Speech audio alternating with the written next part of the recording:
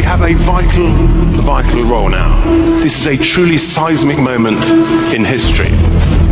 Big question, of course, is can we trust Boris?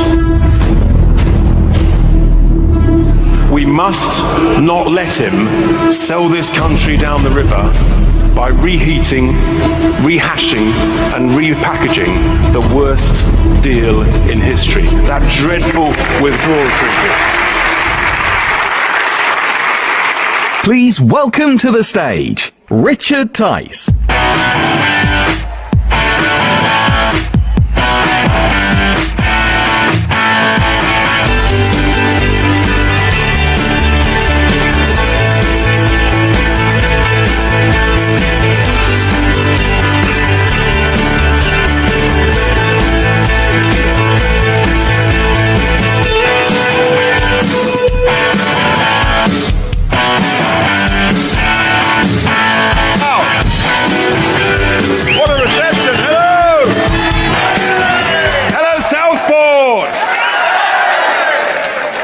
Southport this evening. What a fantastic evening it is. It's fantastic to be here. Our 5th regional conference. Not only is Southport home of my favourite racehorse, Red Rum. I know I'm that old. But it's also not far from my favourite football club, Liverpool. Oh no. Oh, that went better than I thought. I knew I'd get some boos. It's generally on the left. I'm just the warm-up act, really. Unbelievable to think, isn't it, that just 22 weeks ago today, the Brexit Party launched in a family factory in Coventry. We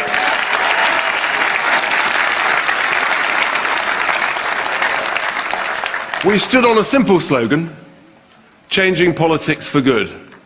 And I hope you'll agree that we've made a reasonable start. Because, of course, when we launched that day, we launched with just 6 MEP candidates, including a sister of a famous brother in the Conservative Party. 6 weeks later, we'd won a national election. In fact, we didn't just win it, we absolutely smashed it. We got 50%.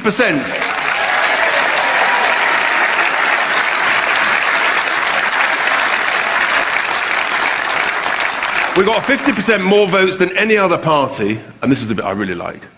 We got more votes than the Tories and Labour put together.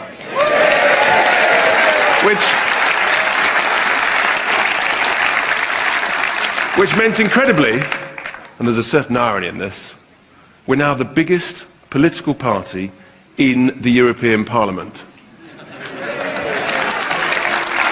Now, we've been hired for a job that we want to be fired from as quickly as possible. Not many people can say that. But of course, events are moving incredibly quickly, and that's why we've called this regional tour the We Are Ready Tour. Because what we've clearly seen in recent weeks is that we have to be ready for absolutely anything.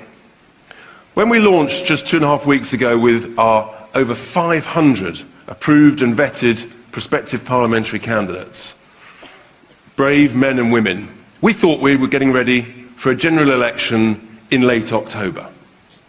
Here we are, just over 2 weeks later, and Parliament's played its usual absurd, ludicrous, ridiculous games, and we have no idea what is going to happen next. We don't know if there's going to be a general election this year, next year. We don't know if there's going to be, God forbid, a referendum before there's a general election. But one thing is for sure, we will be ready for absolutely anything that Parliament throws at us.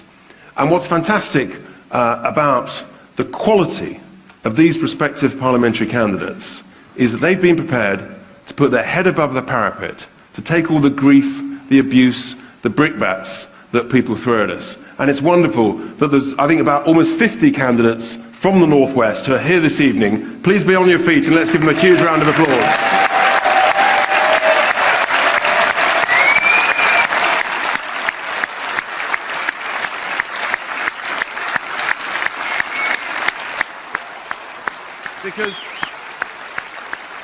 Thank you, folks.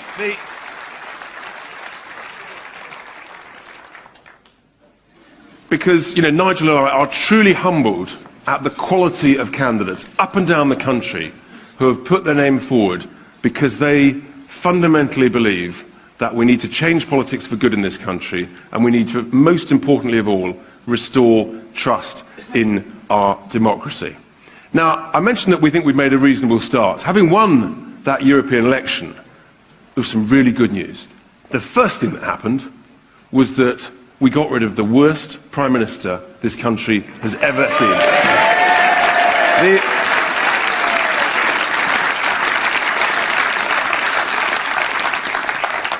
And with her gone, we also got rid of the worst, least talented cabinet this country has ever seen.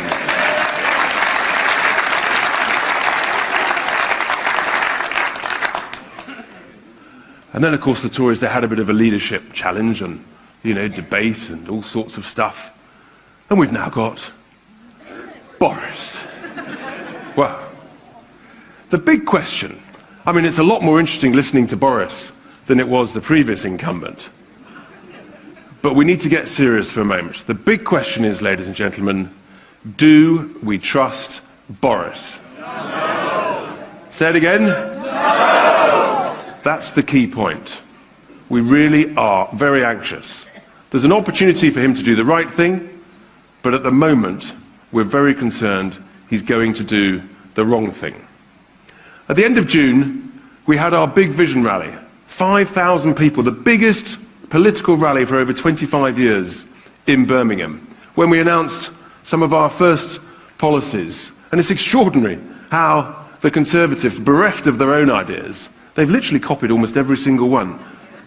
We said we would scrap HS2 so that would save 100 billion quid, so that we could invest that money into the regions that have been deprived of infrastructure investment, local road and rail schemes, including up here in the northwest.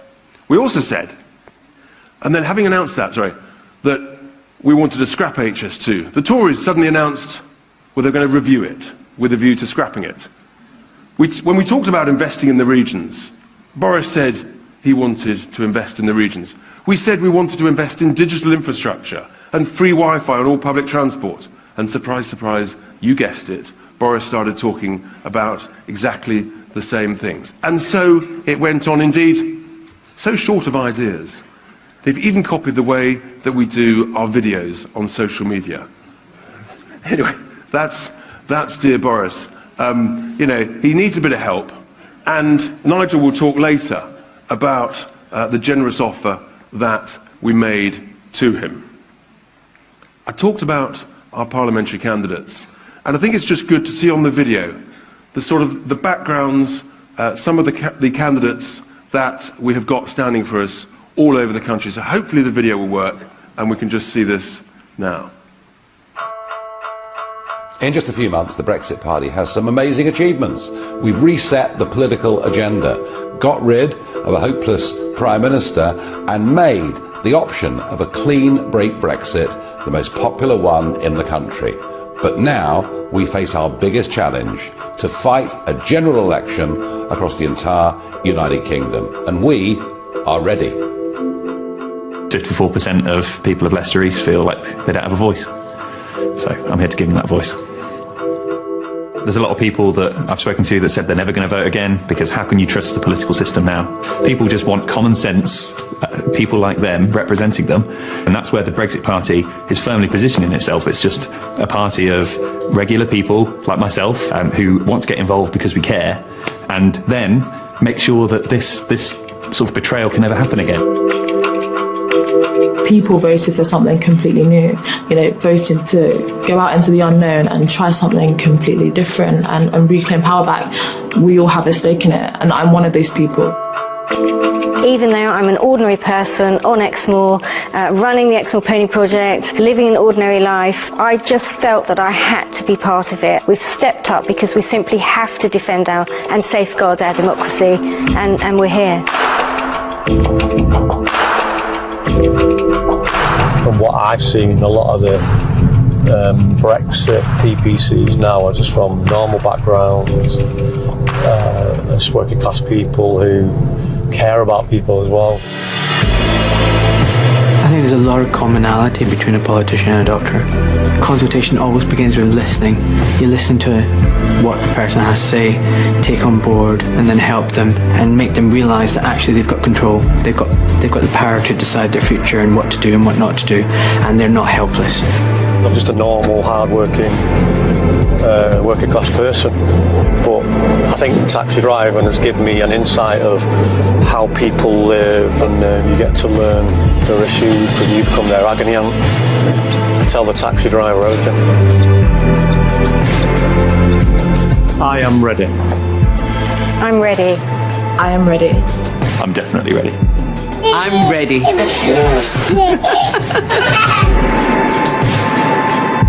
We have an extraordinary cross-section of people from every walk of life making a stand for democracy.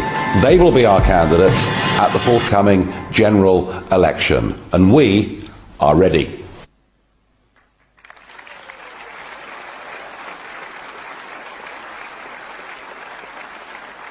Are you ready, ladies and gentlemen? Fantastic. You see from that video, real people, hard-working, achievers, doers, successful people. I said it during the European elections that I believed we had the highest quality of candidates that have ever stood for public office. The prospective parliamentary candidates that we've got were selected from a rigorous interview process. We had 3,000 applications, each of them looked at by 2 people, over 1,400 interviews, therefore arriving at over 600 approved candidates. So the quality is absolutely fantastic. I still believe that this group of candidates, again, will be the highest quality that stand in the forthcoming general election, whenever it is. And we've got a great list of speakers. I'm just the warm-up act, as I say, after me. The first of which is the candidate, the prospective parliamentary candidate for Southport. Born and bred here, studied here. He's also our youngest candidate.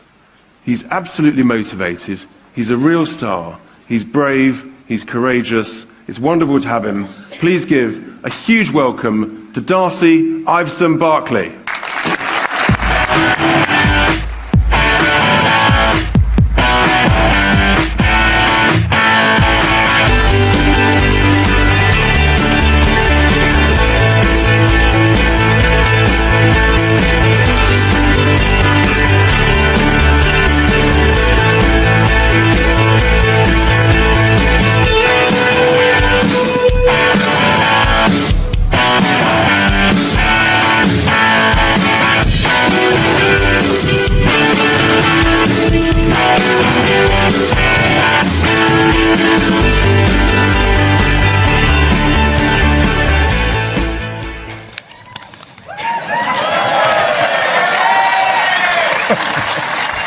Good evening, fellow Brexiteers. Welcome to Southport. My name is Darcy Iveson Berkeley, and at 19 years of age, I'm privileged to have been selected to stand for Parliament here in Southport.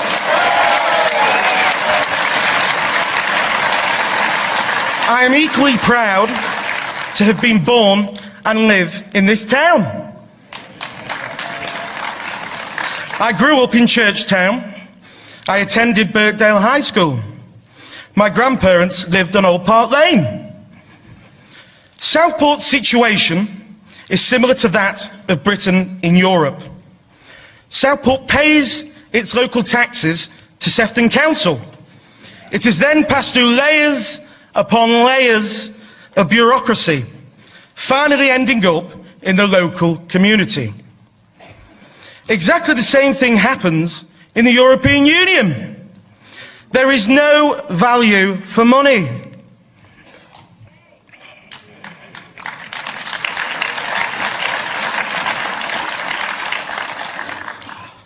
I'm standing here today, putting myself forward to not only improve the value for money which my fellow Southport residents receive from their taxes, but to rid the UK of the leaking sieve that is Brussels.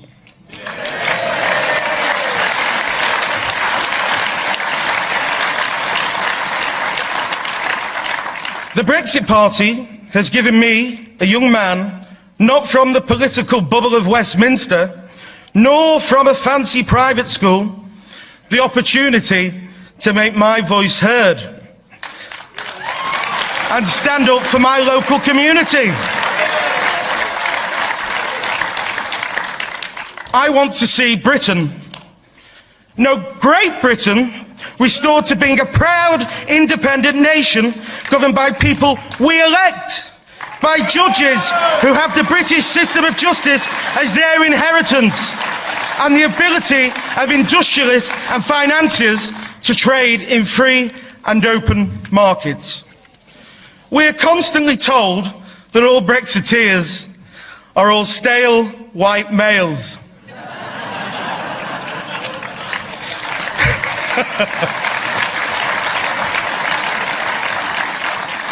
Well, I challenge those Remainers to truly look at the people the Brexit Party has brought into politics, some for the first time in their lives. I am a prime example of this party's diversity. I am 19 years old, from a mixed heritage, and believe in Brexit.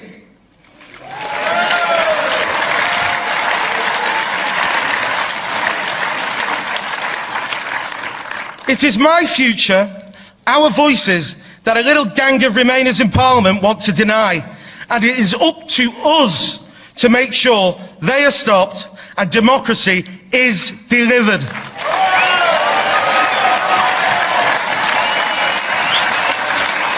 Thank you very much.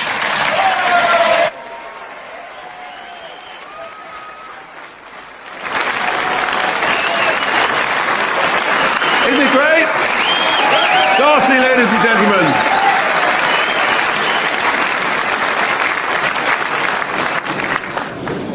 I'm going to give you a tip. Watch this chap. I think he's going to do rather well in life. But Darcy's going to need your help, because he's going to need your help campaigning, canvassing, so that he can ensure he gets enough votes, as well as all the other local prospective candidates. So we need you to be in touch with the regional organisers, the candidates, offering your help, so that we can really make sure that we get out the vote on those election days. Whether it's a referendum or whether it's election, we need everybody's committed help to ensure that we do win. And that brings me on to my next speaker, who is one of the 3 MEPs elected for the Brexit Party here in the North West. His day job, he's a very skilled dentist. He's also, that won't be done well. He'll give you his card afterwards. He's also a former trade unionist and committee member for the Dentists' Union, although I'm not sure they're quite pleased that he joined the Brexit Party. But there we are. He might tell you about that. Who knows? Please give a massive welcome onto the stage to our MEP, Henrik Overgaard Nielsen.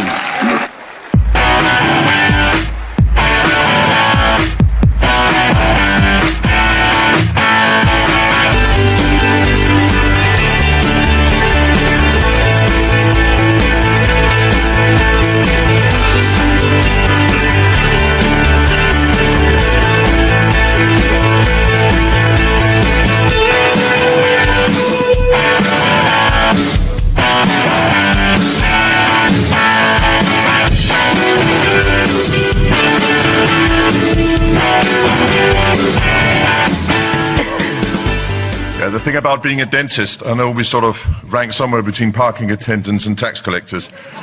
But anyway, good evening everybody. Thank you, Richard. And thank you all for coming tonight and supporting the Brexit Party. 2 weeks ago, I visited Fleetwood to find out more about the fishing industry in the Northwest. They still process a lot of fish in Fleetwood. Many of our local fish and chip shops will be supplied by companies in Fleetwood. But the problem is that 99% of the fish that is processed here comes into Fleetwood by truck. The haddock being filleted when I was there came from Norway. So why foreign fishermen catch fish in our waters, land the fish in foreign ports, and then send the fish over here to be processed beats me.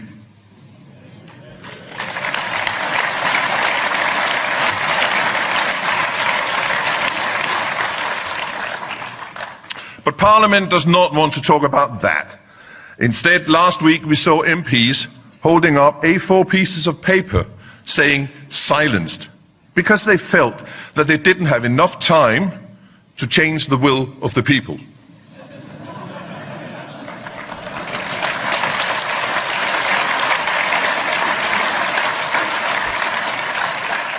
We are the silenced ones. No Brexit, no general election. How dare they?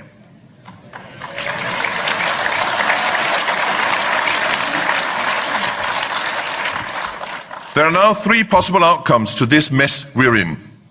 The first is leaving the EU on WTO terms.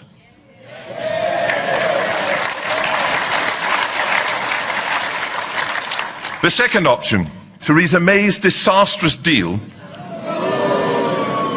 or I suppose what we can call Boris Johnson's rehashed disastrous deal, the Brino, Brexit in name only, European Army, European Court of Justice control and customs union. After last week's shenanigans in Westminster, there is not a snowball's chance in hell that the EU will change anything in the deal they have already offered. And the third option is cancelling the result of the 2016 referendum. And that is what Labour and the Lib Dems want to do.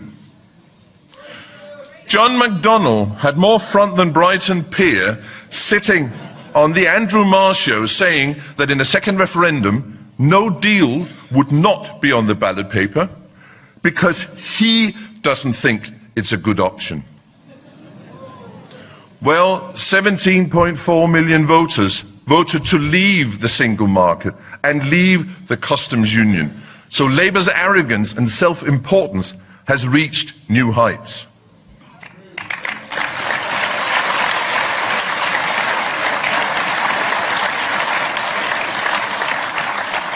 Labour will renegotiate with the EU and then put the deal and Remain to a referendum. But they will campaign for Remain. So where is the incentive for either Labour or the EU to negotiate anything, let alone a better deal? How stupid is that?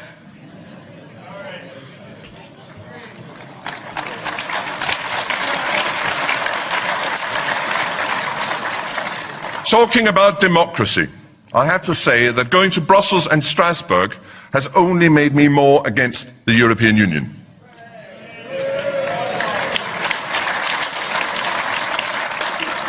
Let me tell you a short story, more Dracula than Snow White. On becoming an MEP in May, the EU sent me over 100 pages on how I could claim taxpayers' money for all sorts of things. I can have language classes, private health care, and best of all, not just for me, but my whole family. In addition, I'm given £4,000 every month for an office, which does not include staff salaries, by the way, only rent and office equipment. No receipts required. And when I asked how I repay the unspent money back to the EU, I was told that there is no facility to repay the money. Rest assured, I'm keeping a tab, and money is unspent that will be given to a UK-registered charity, or maybe to the Brexit Party. So when the people of the Northwest are trying to make ends meet, pay the rent, and put food on the table during times of austerity, Brussels has definitely not felt the same pinch. The European Parliament is very proud of its green credentials, but when the next Lib Dem or Green tells you how the EU is vital to protect the environment, tell them about the 130 limousines that are used to transport MEPs around within the city limits. The reason these limos are not electric is because every 4 weeks they have to drive the 270 miles from Brussels to Strasbourg and back to satisfy the French government and their insistence on there being 2 parliament buildings in 2 separate countries. And the limos can't be electric because there aren't enough charging points on the way. You really couldn't make it up. Parliament itself is a Mickey Mouse parliament. To be able to speak in Parliament, you have to apply 2 weeks in advance, and if you get chosen, you get a 1-minute slot. So there's no debate, no discussion. It is a set piece for the benefit of the YouTube or Twitter audience. The European Union is not a place where we can improve the lives of working people in the Northwest. It is not a place to improve the environment or the economy. Bring democracy home.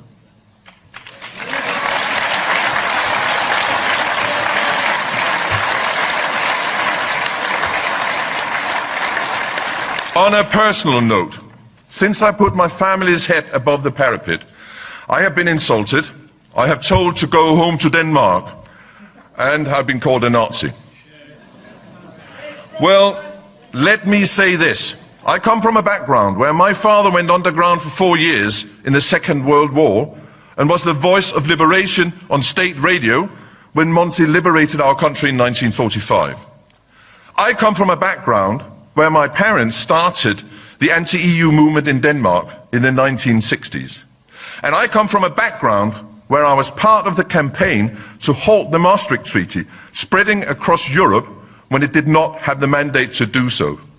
So I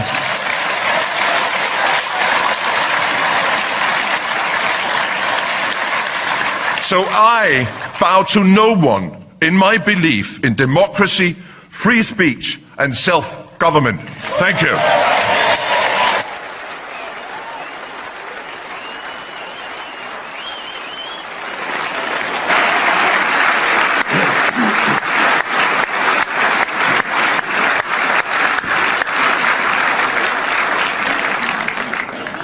Thank you, Henry. I mean, it's only now, thanks to the Brexit Party, that we hear the truth, the horrors, the abuse, the excess of what goes on in Brussels and Strasbourg. And now to our next speaker, another member elected for the Brexit Party to the European Parliament. She's the director of the Academy of Ideas. She's a regular commentator on BBC Radio 4. She's an absolute star, a tireless worker for the Brexit Party here in the North West. Please give a massive welcome, Claire Fox.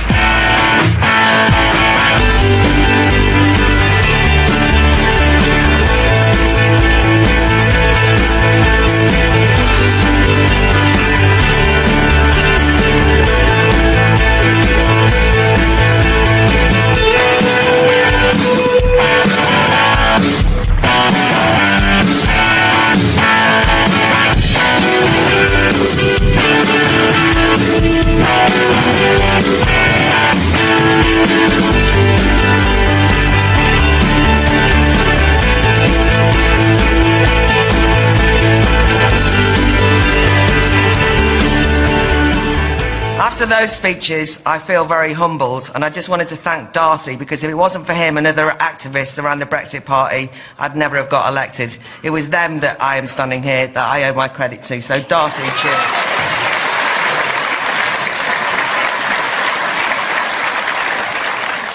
As Henrik mentioned, on the evening that Parliament was prorogued, the Remain Alliance booed and chanted and held up signs saying that they'd been silenced. What a sick joke. For the last 3 years, they haven't shut up. They've gabbed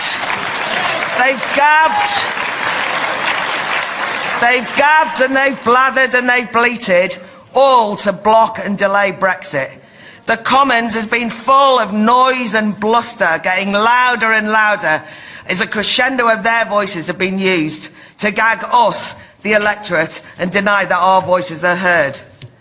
Those same MPs bleating on about being silenced only hours earlier had used the law to to silence us by voting against holding a general election, which would have allowed us to have a say about their disgusting behaviour in blocking no deal, i.e. a proper Brexit.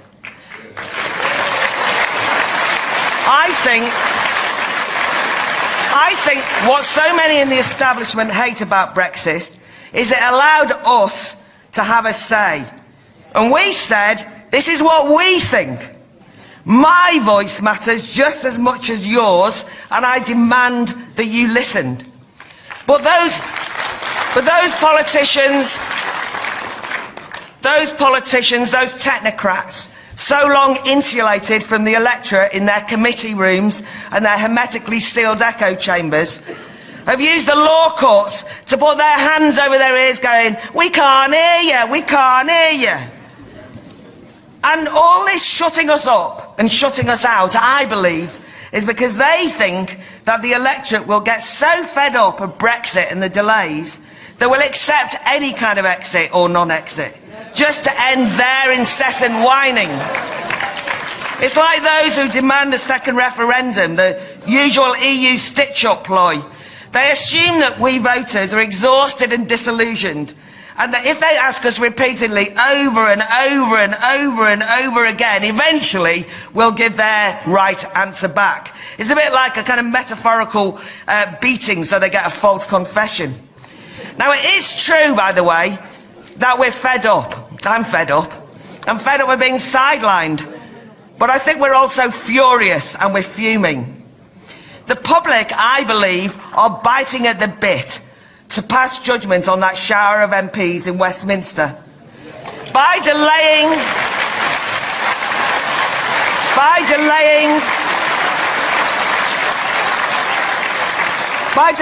the election, I think that they hope that we'll have forgotten their betrayals. They think if they throw a few policy sweeteners at the regions, then we'll all just simply fall into line. But I think the charlatans underestimate just how exposed they are. We can see in plain sight the state of mainstream political parties and what a ramshackle mess it really is.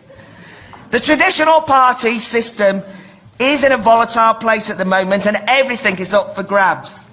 Brexit has already irreparably damaged the cosy party system. We have the misnamed Lib Dems, half of whose MPs are unelected defectors. Jo Swinson now thinks a second referendum is a moderate compromise, so she has illiberally and anti-democratically proclaimed that she's going to revoke Article 50, and that's disgrace to democracy. We have the SNP and Plaid Cymru, who claim that they want independence, but are then begging Brussels for continued dependence on big Europe. We've got tough-talking Brexit Boris, a true blue conservative who seems to think that he can waltz into leave-voting Labour constituencies with what I fear will be a tweaked withdrawal agreement and take working-class activist voters with ease, all despite decades of Tory policies that have socially obliterated those same communities. I'm sorry, but the Tories don't own Brexit Party, even led by Boris. No party owns Brexit voters, and that includes the Brexit Party. And no one should, and we certainly don't, take any voters for granted in any way. But equally problematic, I think, is a Labour Party who scoff at Boris and say they're our voters, they will stay loyal. But for me, Labour is almost the most treacherous of all the parties. A party whose very democratic traditions were built by the likes of Tony Benn, Peter Shaw, Bob Crow, and guess what, Jeremy Corbyn, who actually to be fair, historically, give him a break, he used to be on our side until he was leading the Labour Party and then he wobbled. But those people actually over the years knew that exposing the EU as a front for an affront to democratic accountability and popular sovereignty was what the Labour Party should do, and now they've given up. Now we've got a Labour Party so desperate to compete with the Lib Dems that they're refusing to represent or listen to the millions of its own voters who voted Leave. You've got Emily Thornberry, whose idea... I knew I'd go popular at one point. Whose idea of choice is a bad deal they've negotiated in bad faith or remaining. Now, Corbyn says he'll do anything to stop a banker's Brexit. Now, the irony here is, guess what side the banks are on?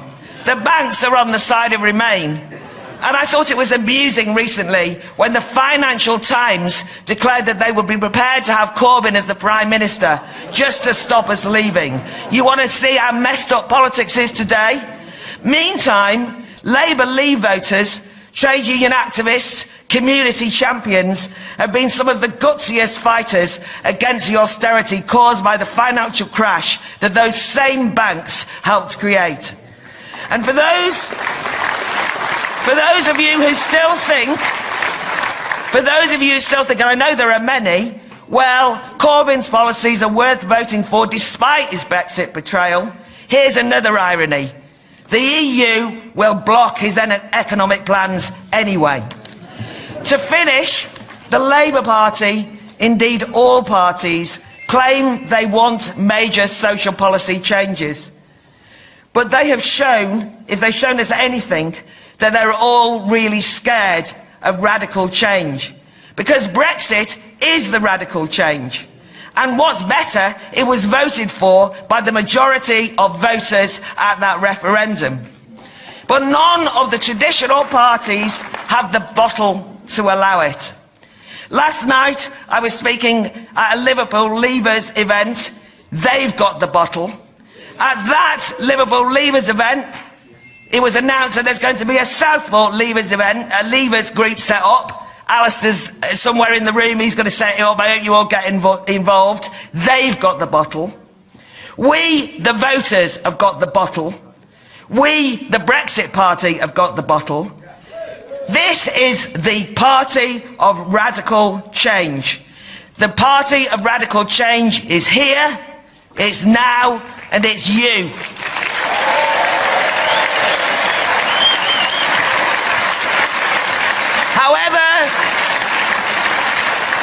However tired we get, however disillusioned we get, we have started a radical revolution in politics. We're changing politics for good.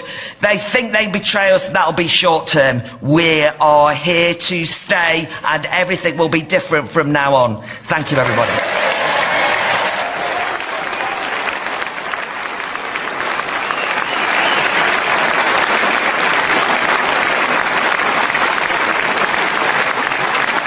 Thank you, Claire. Have we got the bottle, ladies and gentlemen? That's what we want to hear. Wonderful. And so to our next speaker, the third MEP for the Brexit Party here in the Northwest. A doctor of medicine, someone who's absolutely passionate in healthcare, how to improve the NHS. He's a truly committed Brexiteer. It's great to have him with us here tonight. Please give a massive welcome, Dr. David Bull.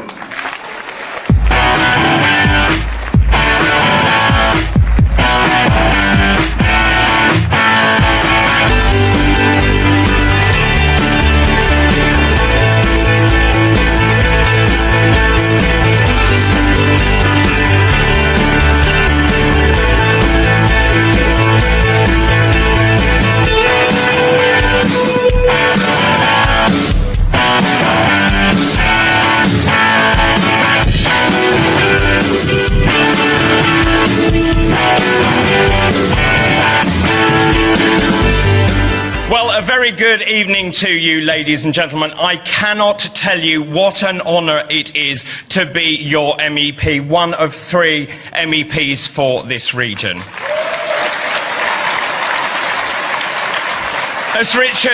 As Richard said, we are now the largest single party in the European Parliament, and I can tell you the three of us, plus Richard, plus the 28 colleagues, we are fighting very hard to make sure that your voices are heard, and we are keeping up the pressure so that we leave this dreadful institution of the European Union.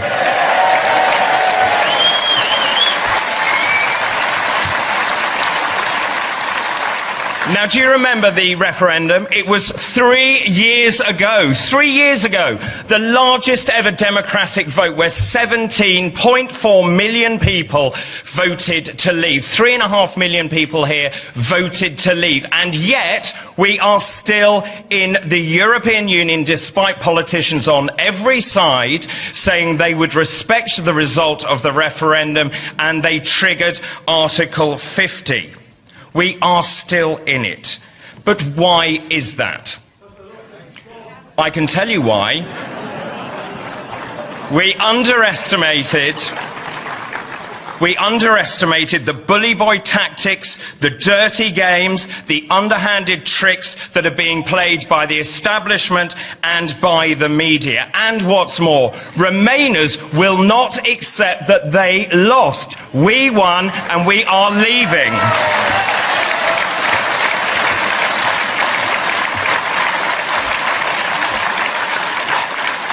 They are now desperate, and Project Fear is back. And as a medical doctor, I cannot abide what I am seeing. They are trying to frighten people by saying there is going to be a shortage of medicines in the event of a no-deal Brexit. They've gone up further. They have said there will be a serious impact to your health, and they have even said that people may die as a result. It's rubbish. This is not true, it is not acceptable, and it has to stop.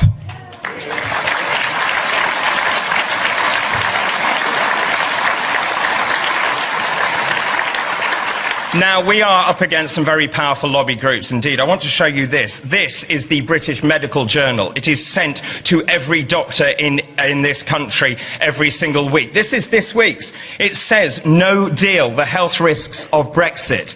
But when you read it, there is nothing in here that actually substantiates the fact that there are risks to a no-deal Brexit. And I'll tell you why. Because medicine does not revolve around the European Union. Medicine is global, and medicine is flexible.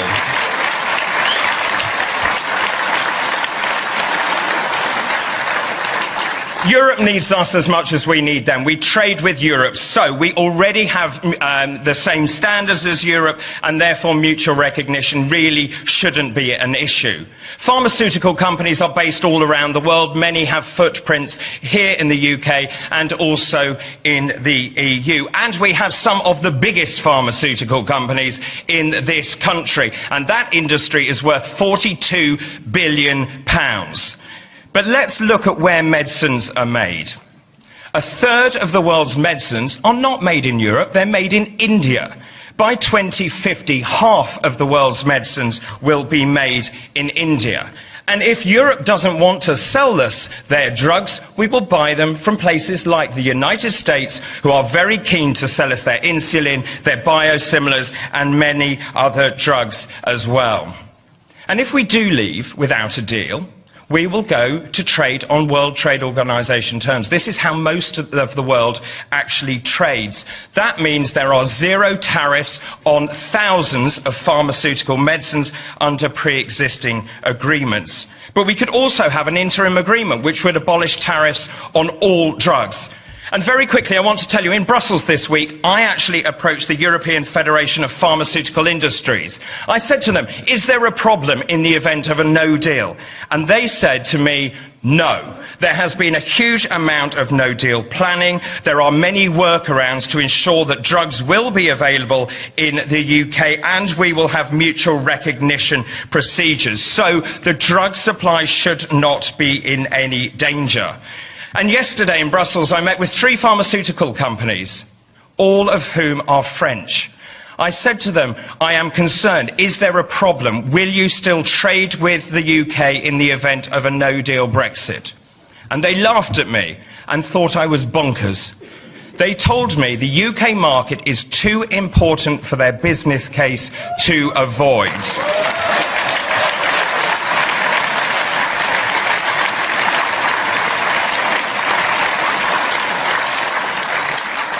In short, what I want you to go home with is this message, that actually these are scare stories. These are scare stories by Remainers who want us not to leave the European Union.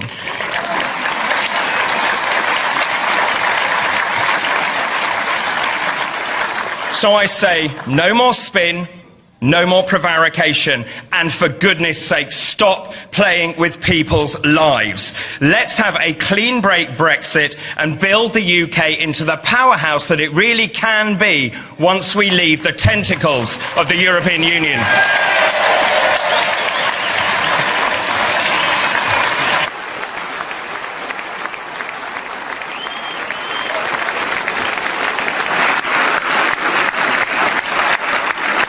Isn't it great, David? Thank you so much. I told you that we in the Brexit Party, we tell the truth. Henrik told the truth about the excesses in Brussels and Strasbourg.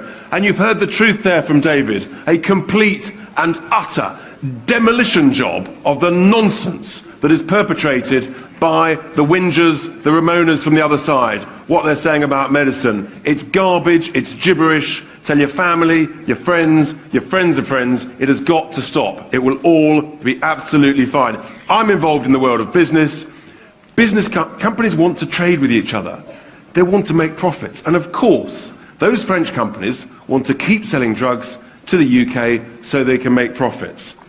And as David quite rightly said, what we want in the Brexit Party, we want a clean break Brexit.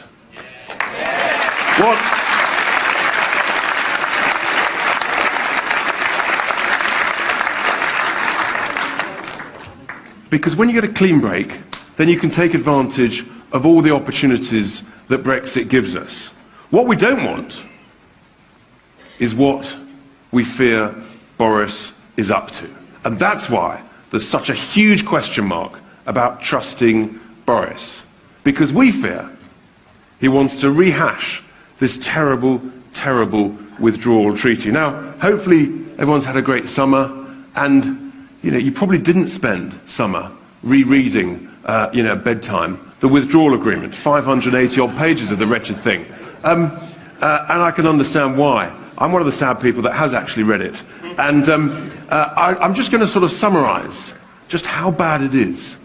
Even without the dreadful Irish backstop, even without that, ladies and gentlemen, it is still, without question, the worst deal ever in history. And I'll just give you a few examples. We would still pay 39 billion quid of our taxpayers' cash. It's not government money, it's our money, and these politicians, they want to send it to Brussels, bungling bureaucrats, just for the right to have a chat. It doesn't even buy you a deal. You just have a chat. That's the first thing.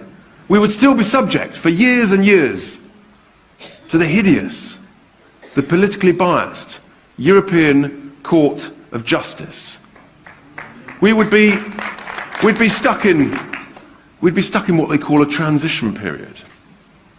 They say it would only be 14 months, but in truth they can extend it for another 2 years, and they'll probably extend it again. And during that time, one of the most important opportunities from Brexit, taking back control of our waters, we wouldn't have any control at all. Worse than that, European fishing vessels could literally plunder and pillage our waters, and there would be absolutely nothing we could do about it. And that is an absolute disgrace.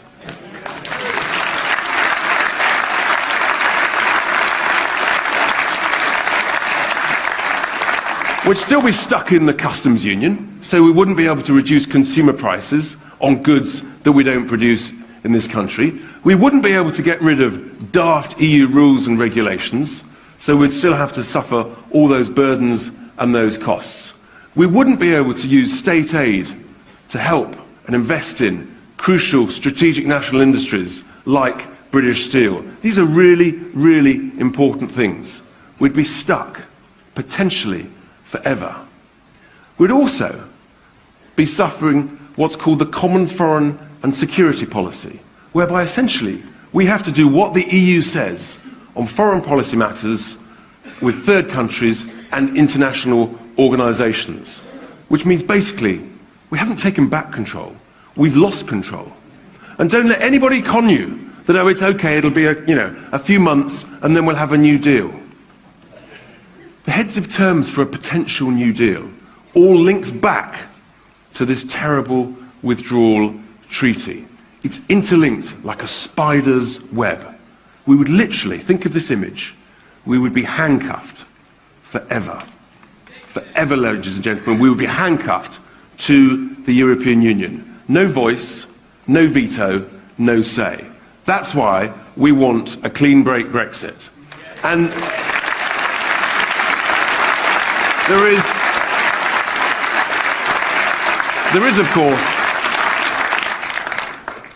is no one who understands this and who has fought for this longer than the 25 plus years that Nigel has battled courageously, bravely, through abuse, vitriol, threats to his security, the whole lot. He has battled away to get Brexit. Let's be very, very clear, ladies and gentlemen. Without Nigel, there wouldn't have been a referendum. Without Nigel, we wouldn't have got the successful Brexit vote. And without Nigel, there wouldn't be the vitally important Brexit Party here today. We owe him a huge debt of gratitude. Before we welcome Nigel to the stage, let's just remind ourselves when he's on form, on the video. It's extraordinary to think that back in March of this year, all seemed lost from a Brexit perspective. We had a Labour and Conservative Party, both of whom were happy not to take us out of the European Union. And I felt that something absolutely fundamental had broken. Trust in politics, trust in our entire political system, and that is why I founded the Brexit Party, to restore that faith. What we've done already is we have completely reset the political agenda in this country, so much so that a clean break Brexit on the 31st of October is now by far the most popular option in this country.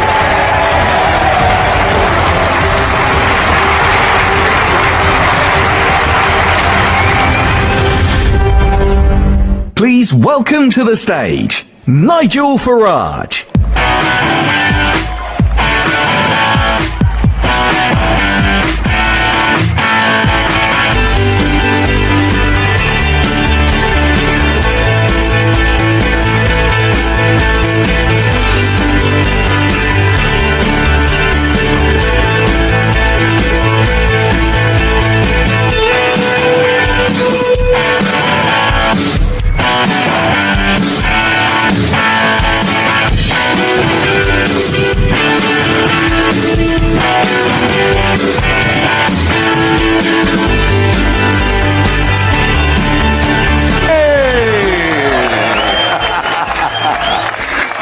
Southport! Great to be here. What an amazing crowd. I think, for the numbers that have come here and filled up this auditorium, that something might be going on in this country at the moment. And I'll tell you what it is. It is absolute, total and utter contempt for a political class who have done their best to stop, to overturn, to delay the greatest democratic exercise in the history of our nation. We voted to leave the European Union and they have not delivered it, and that's why I am here today on this platform, not just with our elected MEPs, but with these men and women who will stand for the Brexit Party here in the North West at the next general election.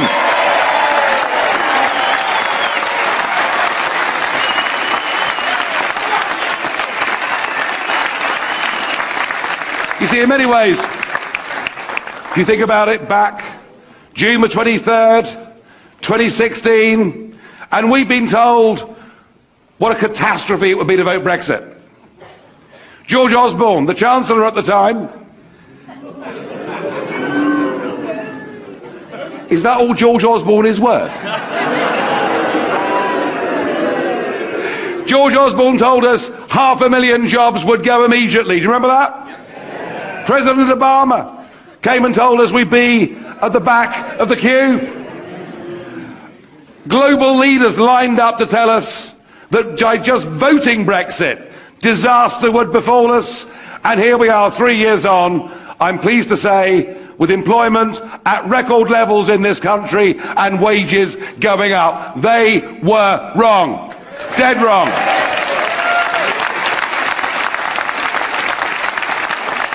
But now, of course, as this next deadline of the 31st of October hoves into view, they're in full panic mode.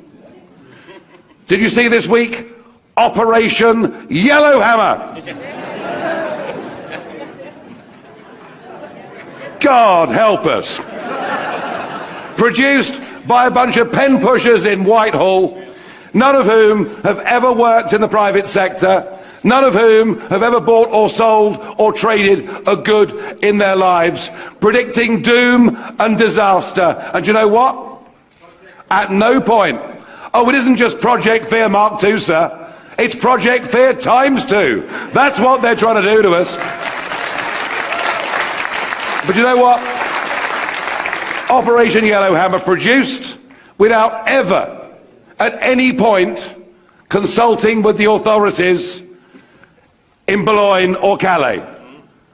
The President of the Port of Calais tells us that even with a so-called no-deal Brexit, and by the way, can we stop saying no-deal Brexit?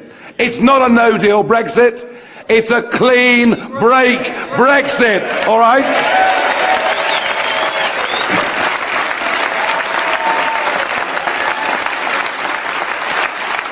And the President of those ports says there will be no extra delay as a result of Brexit whatsoever. We are being deliberately and willfully lied to, threatened, intimidated, not just by our civil servants, but just look at the behaviour this week of our politicians. Just look at what our Parliament has sunk to under the speakership of one John Bercow.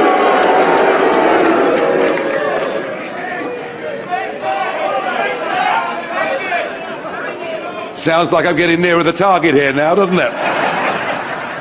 You wait till I mention Anna Soubry.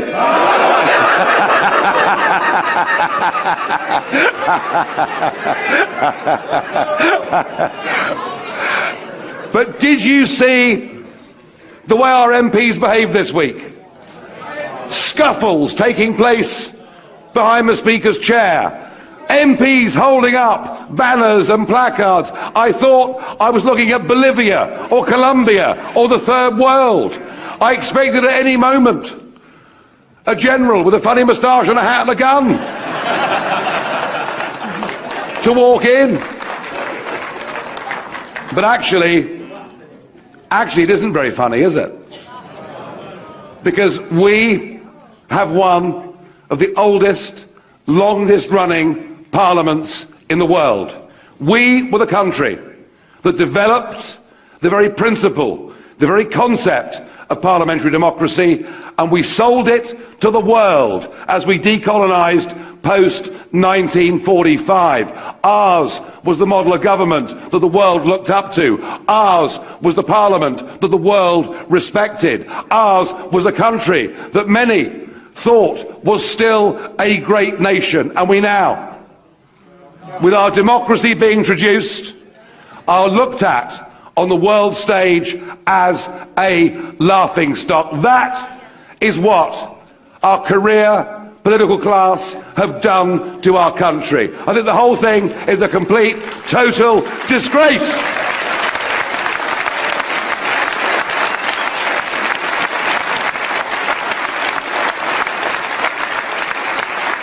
Now, I'm here tonight in the Northwest, which in many ways sums up The politicians here in the Northwest sum up what is going wrong in our country. As you know, we voted by 52% to 48. By the way, it wasn't close. It was a clear majority of 1.4 million. And remember, you'll get your chance. And remember, we were told by everybody, and in particular that government leaflet that David Cameron, whose memoirs are about to be published, I'm sure you'll all be queuing up to pay your 30 quid, I've no doubt about it. That leaflet Cameron put through every door in the home that said, this is your decision and we will abide by the result. They told us that. They then triggered Article 50 and 500 members of Parliament voted for Article 50, which said explicitly, we will leave the European Union on March the 29th with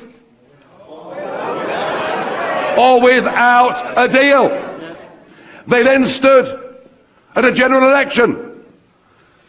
Theresa May told us. It's like music hall here, isn't it?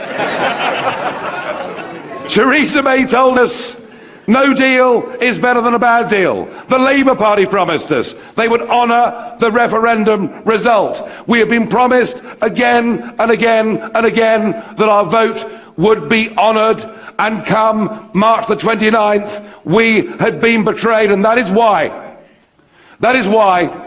I set up the Brexit Party, because I think ordinary people, decent people, need to fight back against an establishment that have let this country down in the eyes of the rest of the world.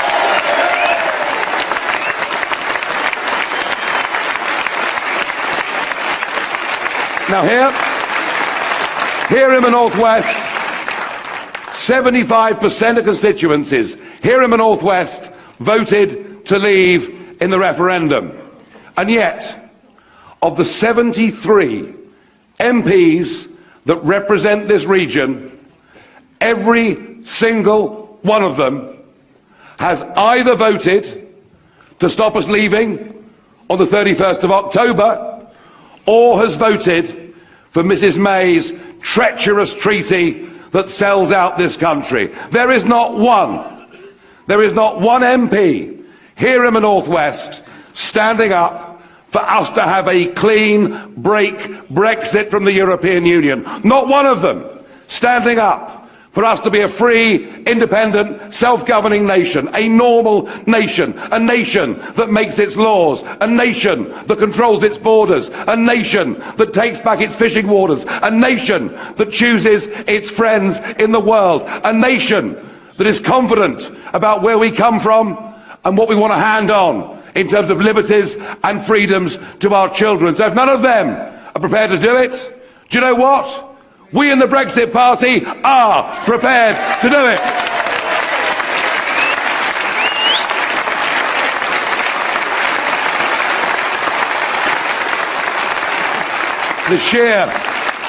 The sheer level of betrayal in these northern constituencies by the Labour Party has to be seen to be believed. Constituency after constituency that voted leave, that is now represented by fanatical Remain MPs. The Labour Party is now run, dominated utterly from London, run by the Keir Starmers, run by poor old Richard, had the misfortune on Question Time last week of having to spend an hour sitting next to Emily Thornberry. I mean, how about that? Whose genius new policy I mean, run your eyes along this one, is that a Labour government will negotiate a new deal, put it to a referendum, and then campaign against it. I mean, you couldn't make it up, could you? You couldn't make it up. No, there are 5 million voters out there who voted Brexit and then voted Labour in 2017. Many of them live in areas of the country like here in the northwest. They are no longer represented by the elite North London Labour Party, who are hell-bent on stopping Brexit from happening.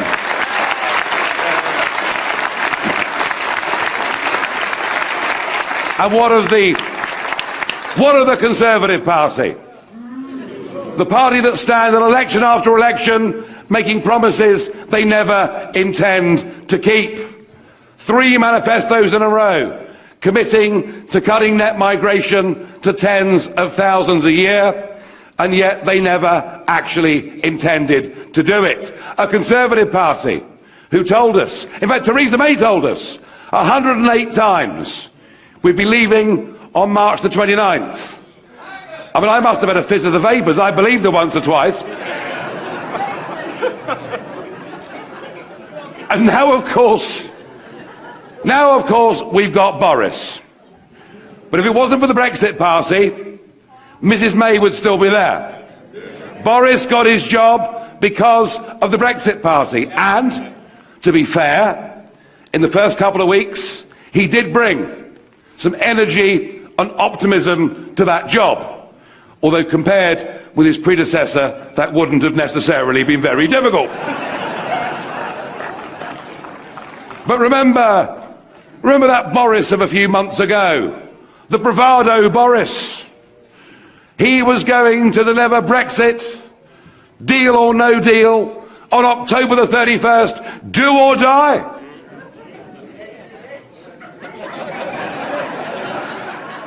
You know, you keep nicking my lines. What am I supposed to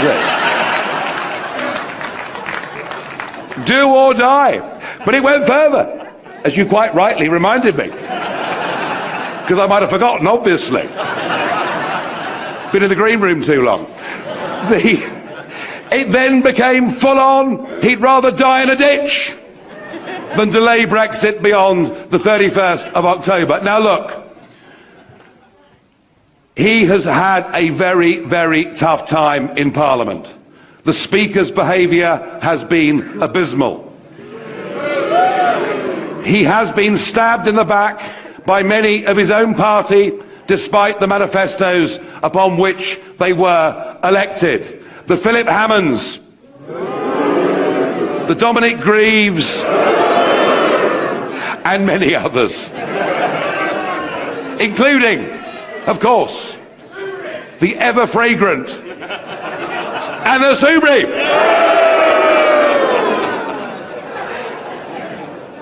So I know he's been through a very, very tough time. And in fact, to be fair, he's been treated very badly, I think, by Parliament. But you may have noticed, I did put out an olive branch earlier this week. I did say, Boris, if you're sincere about leaving with a clean break Brexit, even though we are a well-organised, well-funded political party ready to fight the next general election, we would, in the interests of getting back the independence of our nation, be prepared at the next general election to put country before party and to work with you to get Brexit done.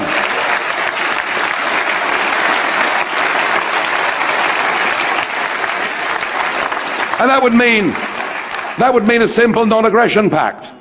There are areas of the north, for example, where the Conservatives have never ever won a seat and never ever will win a seat, but where we, in the European elections, top the poll, where we, with the absence of a Conservative candidate, could unite the Leave vote to oust the Remainer Labour Party members. But what did I get? What did I get back for my trouble? What did I get back for my act, I think, of genuine generosity?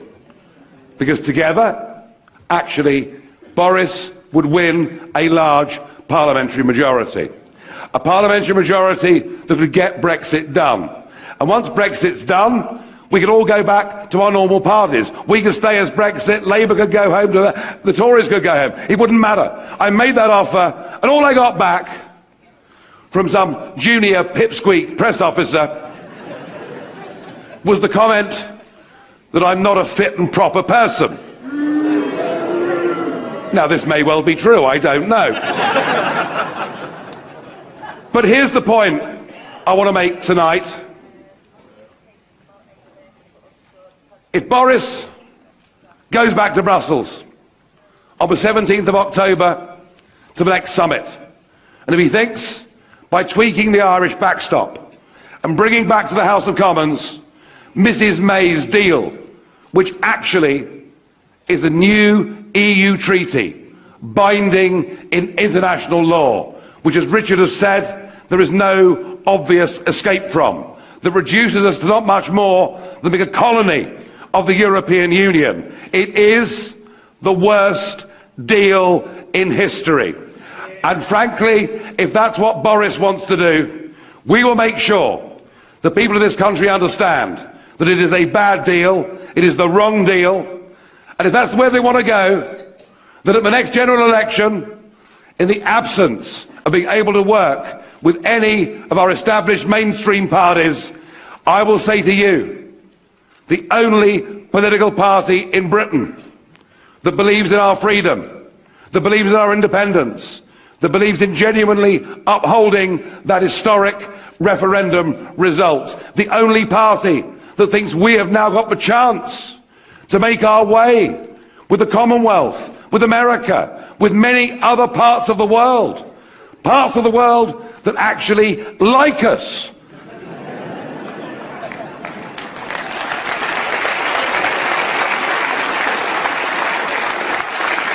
That if that's how it has to be, then we will have to stand at the next general election, and you see the men and women around me tonight who'll be there leading that charge.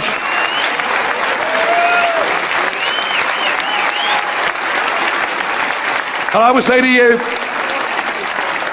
do not trust our career class politicians. Do not trust the Labour Party. Do not trust the Conservative Party. Don't even mention the Liberal Democrats.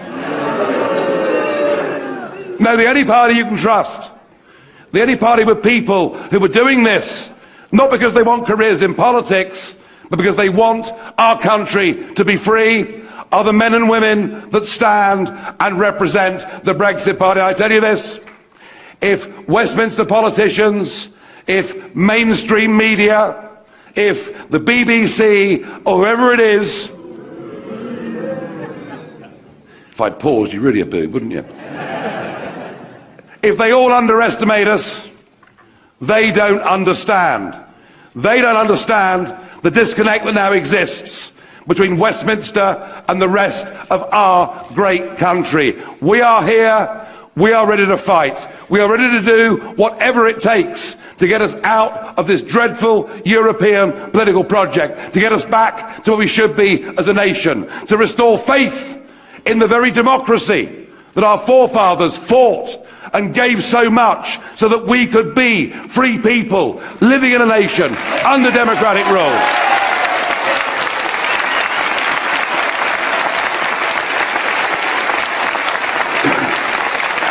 So I would urge you, don't just come along here and agree with us, be part of us, help us, let's spread this message, and together, through people power, we can win this, the most important political, constitutional battle this country has faced in 350 years. I have not spent 25 years of my life to see it betrayed by Boris or Corbyn or anybody else. I've been thrilled at the calibre of people in the short 22 weeks of our existence that have rallied to these colours, and leave here tonight knowing in your heart one thing: whatever tricks they try to play, whatever deceptions we read or see, the referendum let the genie out of the bottle, and we are going to win.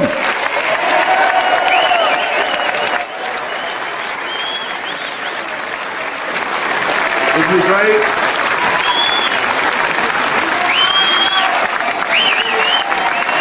Thank you.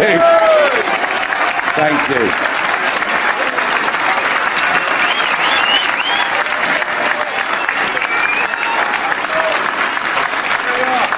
I'm ready. Are you ready? Are you ready? Are we all ready? I think you can be comforted. I think you can be comforted that we're ready and that Nigel has the passion, the energy and the drive to ensure that we do leave. There is no doubt about that. Now we've just got time for a few questions from people. The first one actually is from, well, it's more of a statement from, I think, Mr. Wheeler. And this is brilliant, actually. It's absolutely brilliant. No one in the media or unions seems to mention the huge financial boom and jobs boost that the proud heritage of the Liverpool docks and the North West will gain by the massive increase in trade in this area with a clean break Brexit. That is a fantastic, basic, obvious statement. Thank you, sir. They're coming in thick and fast. Nigel from Ormskirk. This is a great one. Should we take legal action against the Speaker? Well, the truth is, ladies and gentlemen, I don't think we could find him because actually he's bottled it. He's doing a runner. Frankly, good riddance. The moment he heard that everybody was going to stand against him, he's bottled it. The next question, Alan from Wigan. This is a really good question and a serious question for Nigel. What are your thoughts on Brexit being a threat to the Good Friday Agreement? Well, this, of course, has been raised again and again and again. Raised particularly by Monsieur Barnier, who, whatever you think of him, I have to say, I saw him in a coffee bar in Strasbourg back in February of this year. I said, Michel, I wish to God you were on our side, because he has completely outmanoeuvred Theresa May at every step of these negotiations, with, of course, the connivance of Ollie Robbins. Oh, I nearly forgot. I'm so sorry. Sir Ollie Robbins. You now get decorated, not just for failure, but for trying to sell out the country as well. The Good Friday Agreement, which did involve very significant compromises on both sides, and was not an easy thing for many in that community to swallow. And yet, the truth of it is, 20 years on, despite there are still problems, but the truth is 20 years on, Northern Ireland is a much, much better place than it was. You can walk through Belfast and go shopping and feel you're in a British city, which you couldn't back in the 1990s. The only reference to the European Union in the Good Friday Agreement is in the preamble. Nothing in the Good Friday Agreement is dependent upon EU membership. Everything in the Good Friday Agreement is dependent upon cross-border cooperation and a grown-up approach to the future. This argument, there would have to be a hard border. Well, already today, you have different income tax rates on both sides of the border, different excise duties on both sides of the border, a different corporation tax rate on both sides of the border, a different currency on both sides of the border. All this would mean, with a clean break, is different tariff rates both sides of the border. And nobody is going to build this border. Because if we leave with a clean break, the EU have said they will not be building a hard border. We have said we will not be building a hard border. Dublin have said they will not be building a hard border. Now, unless Donald Trump is coming over to build a wall, I don't know. But I think he's got a big enough one to build himself. And actually, the truth to this questioner is, I think, what has happened with the whole Northern Irish question has been a willful attempt by Brussels to divide and conquer our nation, and to do so by actually virtually encouraging terrorism to take place on either side of that border.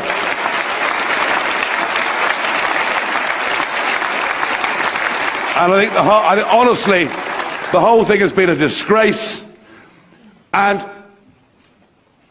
you know, we've had a common travel area for almost 100 years, a unique relationship between the United Kingdom and the Republic because of our shared history.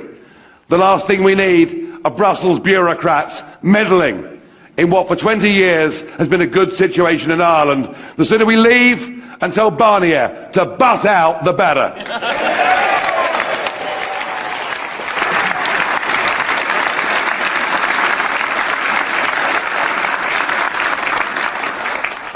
Thank you. The next question is actually a slightly different angle to it, but it's really, really important. At the Brexit Party, one of the things that we really stand for is major political reform. And Jackie from Preston asked this serious question that she's concerned about reforming the voting system, especially the postal voting system, which is now an absolute corrupt disgrace on the stain of democracy in this country. Let me tell you a couple of simple facts. About 20 years ago, less than 2% of people used postal votes for good and genuine reasons. And then that nice gentleman, Tony Blair, he changed it to suit his own political purposes. And now, ladies and gentlemen, over 21% vote using postal votes. And you know what that leads to. And we saw it in the Peterborough by-election, when 29% of votes cast were postal votes. And if we get elected, we will change that. It has to stop. We have to go back to how it was.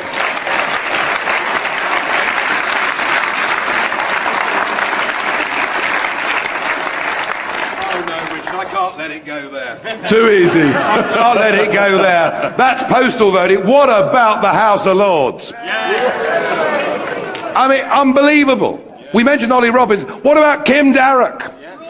Kim Darroch, who was our ambassador in Washington, who failed to establish any reasonable relationship with an American administration who were reaching out, in many ways, the hand of friendship to us, who, when it was exposed, had said the most appalling things about my friend over there, and was a disastrous, I mean literally disastrous ambassador in Washington.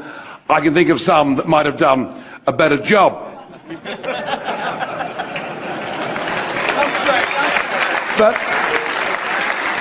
what happens to Kim Darroch? Oh, he's now Lord Darroch. Don't you go worrying about that. And the House of Lords now has 600 men and women appointed by Blair and Cameron. Their friends, their colleagues, people they were at university with, people that back their political parties financially. The whole thing stinks, and we should abolish the House of Lords.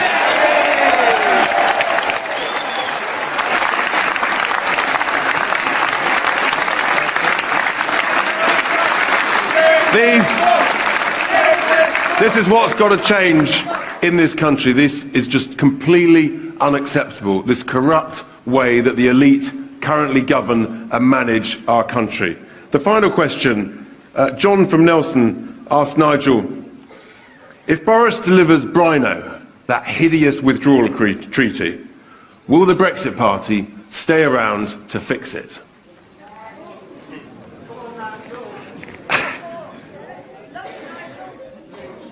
Oh, thank you.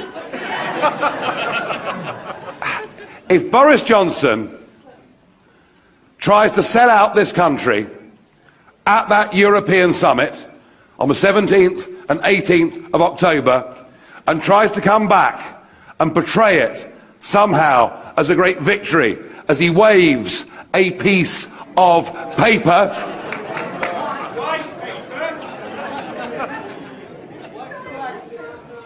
it will not be Brexit.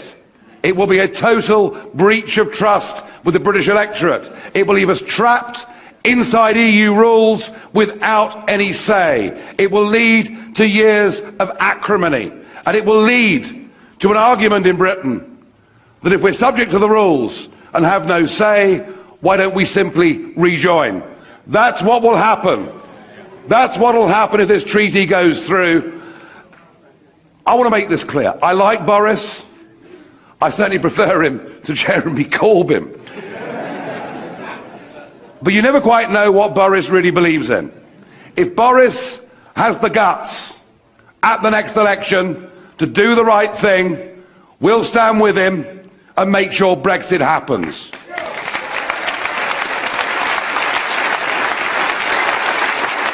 I could be his best friend, but if he tries to sell us out with that new European treaty, I'll be his worst enemy. I'll fight him every inch of the way.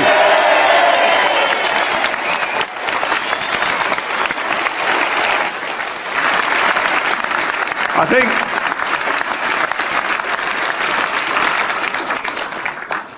that is crystal clear. But it means that all of us have got to be prepared to stand up and to fight for our country. So let's have everyone on our feet, please, waving your placards.